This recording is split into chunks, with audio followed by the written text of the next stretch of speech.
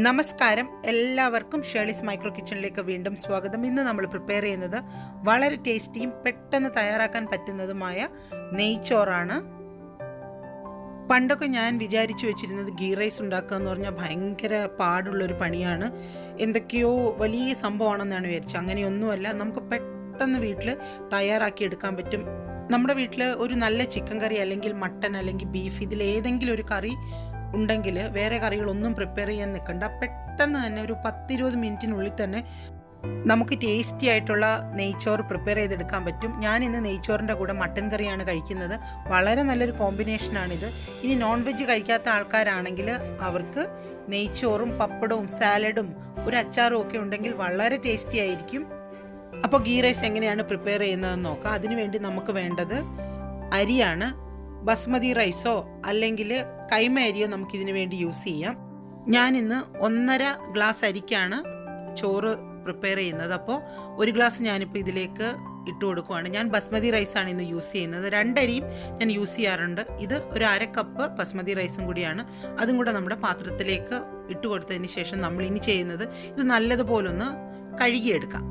കഴിയുമ്പോൾ ഇതിൻ്റെ അകത്തുള്ള അഴുക്കൊക്കെ ഒന്ന് പോകും. കാരണം നമ്മളിതൊന്ന് കുതിർത്ത് വെക്കാനാണ് പോകുന്നത്. 2-3 വെള്ളം ഉപയോഗിച്ച് നമുക്കിതൊന്ന് കഴുകിയെടുക്കാം. അതിനുശേഷം കുറച്ചുകൂടി വെള്ളം ചേർത്ത് കൊടുക്കാം. എന്നിട്ട് അതൊന്ന് അടച്ചു വെക്കണം. ഒരു 20 മുതൽ 30 മിനിറ്റ് വരെ അരി ഒന്ന് കുതിരാൻ വേണ്ടിയാണ് ഇങ്ങനെ ചെയ്യുന്നത്. ആ സമയം കൊണ്ട് നമുക്ക് മറ്റ് ഇൻഗ്രീഡിയൻസ് ഒക്കെ ഒന്ന് തയ്യാറാക്കി എടുക്കാം. നമ്മുടെ ഗീ റൈസിന് വേണ്ടിയിട്ട് ഒരു 3 വെളുത്തുള്ളി, 2 പച്ചമുളക്, ഒരു 1/2 ഇഞ്ച് കഷ്ണം ഇഞ്ചി, ഒരു 3 പട്ട, ഒരു 5 ഏലക്ക, ഒരു 3 ഗ്രാമ്പു, പിന്നീട് ഒരു സവാള ചെറുതാണെങ്കിൽ ഒരു ചെറുത് ഫുള്ളായിട്ട് നമുക്ക് യൂസ് ചെയ്യാം. അതല്ല വലിയ സവാളയാണ് എടുക്കുന്നതെങ്കിൽ അതിൻ്റെ പകുതി മാത്രം മതിയാകും. ഇനി നമ്മൾക്ക് ഇതൊക്കെ ഒന്ന് കട്ട് ചെയ്ത് ചതച്ചൊക്കെ എടുക്കാം. സവാള നമുക്ക് കനം കുറച്ച് അരിഞ്ഞെടുക്കണം. ബാക്കി ഇഞ്ചി വെളുത്തുള്ളിയൊക്കെ നല്ലതുപോലെ ഒന്ന് ചതച്ചെടുക്കണം. ഞാൻ ഒരു കാര്യം കാണിക്കാൻ മറന്നുപോയി. ഒരു പീസ് വയണയില കൂടി ബേ ലീഫും കൂടെ നമ്മൾ ചേർക്കുന്നത് നന്നായിരിക്കും. ഇത് വേറൊരു ഉള്ളിയുടെ പകുതിയാണ്. അത് നല്ലതുപോലെ നൈസായിട്ട് അരിഞ്ഞെടുത്തിട്ടുണ്ട്. അത് നമുക്കൊന്ന് ഫ്രൈ ചെയ്തെടുക്കാനാണ്. പിന്നീട് നമുക്ക് ആവശ്യം അണ്ടിപ്പരിപ്പും മുന്തിരിയുമാണ്. അത് നിങ്ങളുടെ ഇഷ്ടം അനുസരിച്ച്, എത്രയെങ്കിലും അളവൊന്നുമില്ല അതിന്, നമ്മുടെ ഇഷ്ടത്തിനനുസരിച്ച് നമുക്ക് ഒന്ന് ഫ്രൈ ചെയ്ത് ചേർത്ത് കൊടുക്കണം.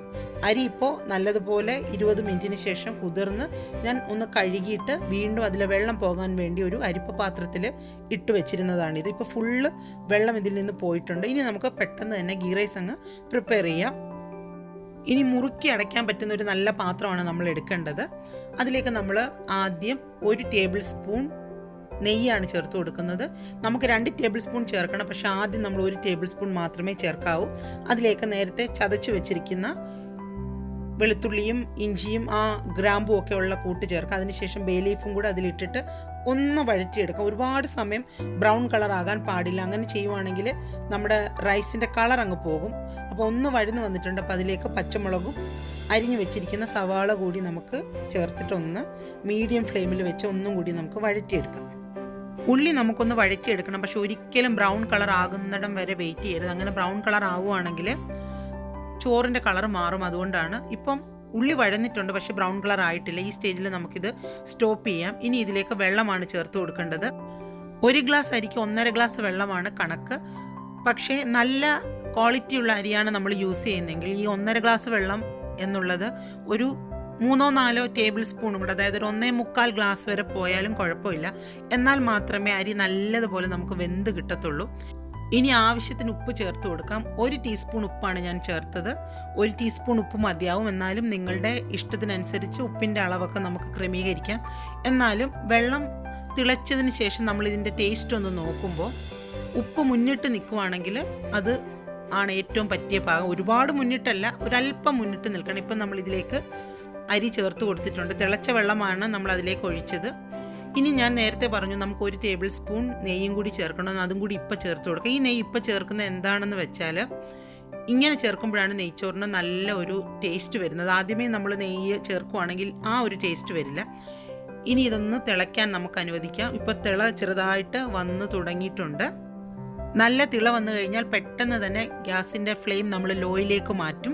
അതിനുശേഷം നമ്മളിത് അടച്ചു വെച്ചൊരു 20 മിനിറ്റ് കുക്ക് ചെയ്യാനാണ് പോകുന്നത്. നല്ല ടൈറ്റായിട്ടുള്ളൊരു അടപ്പ് നിങ്ങൾ ഇതിന് വേണ്ടി യൂസ് ചെയ്യണം. അപ്പോഴേ ഇത് നന്നായിട്ട് വെന്ത് വരുള്ളൂ. നമ്മൾ ഇടയ്ക്ക് ഇളക്കാനൊന്നും പോകണ്ട. ഇപ്പോൾ ഒരു ഏകദേശം 20 മിനിറ്റ് കഴിഞ്ഞു, എന്നിട്ടും ഞാനത് ഇളക്കിയില്ല. ഒരു 10 മിനിറ്റും കൂടെ ഞാൻ നമ്മുടെ ഗീ റൈസ് ഒന്ന് റെസ്റ്റ് ചെയ്യാൻ വെച്ചു. ഇനി നമുക്കിതൊന്ന് ഇളക്കി നോക്കാം എങ്ങനെയാണ് നമ്മുടെ ഗീ റൈസ് വന്നിട്ടുള്ളതെന്ന്. ഒരരി പോലും പരസ്പരം ഒട്ടിയിട്ടില്ല, നല്ല പെർഫെക്റ്റ് ആയിട്ട് വന്നിട്ടുണ്ട്. ഈ മെത്തേഡിൽ ചെയ്യുവാണെങ്കിൽ ഒന്നും പേടിക്കാനില്ല, നല്ല ഗീ റൈസ് നമുക്ക് പ്രിപ്പയർ ചെയ്തെടുക്കാൻ പറ്റും. ഇനി നമുക്ക് ഗീ റൈസിലേക്ക് നേരത്തെ ഫ്രൈ ചെയ്തൊന്ന് മാറ്റി വെച്ചിരുന്ന അണ്ടിപ്പരിപ്പും മുന്തിരിയും പിന്നീട് സവാള നമ്മളൊന്ന് വറുത്തിരുന്നു ഈ ബാക്കി എണ്ണയിൽ തന്നെ, അതും കൂടെ നമുക്കിതിൽ ചേർത്ത് കൊടുത്തിട്ട് നല്ലതുപോലെ മിക്സ് ചെയ്യാം. ഇപ്പം തന്നെ നല്ലൊരു മണമൊക്കെ വരുന്നുണ്ട്. അപ്പോൾ ഏത് വിശേഷ അവസരങ്ങൾ വീട്ടിലുണ്ടായാലും പെട്ടെന്ന് ടേസ്റ്റോടെ തയ്യാറാക്കി എടുക്കാൻ പറ്റുന്ന ഒരു റെസിപ്പി കൂടിയാണ് ഗീ റൈസ്. അപ്പോൾ എല്ലാവർക്കും ഈ റെസിപ്പി ഇഷ്ടമായി കാണുമെന്നാണ് ഞാൻ പ്രതീക്ഷിക്കുന്നത്. നിങ്ങളെല്ലാവരും ഇത് ട്രൈ ചെയ്ത് നോക്കണം. എന്നിട്ട് ഇതിൻ്റെ അഭിപ്രായങ്ങൾ വന്ന് കമൻറ്റ് ബോക്സിൽ അറിയിക്കാനും മറക്കരുത്. എൻ്റെ ഈ ചാനൽ കാണുന്ന ആരെങ്കിലും ഇനിയും ഈ ചാനൽ സബ്സ്ക്രൈബ് ചെയ്തിട്ടില്ലെങ്കിൽ സബ്സ്ക്രൈബ് ചെയ്യുന്നതായിട്ട് നിങ്ങൾ തീർച്ചയായിട്ടും ഒന്ന് പരിഗണിക്കണം. അപ്പോൾ ഈ വീഡിയോ കണ്ടതിന് ശേഷം ലൈക്കും കമൻസും ഒക്കെ തരാനും മറക്കരുത്. മറ്റൊരു റെസിപ്പിയുമായി വരുന്നത് വരെ എല്ലാവർക്കും bye from Shirley's micro kitchen.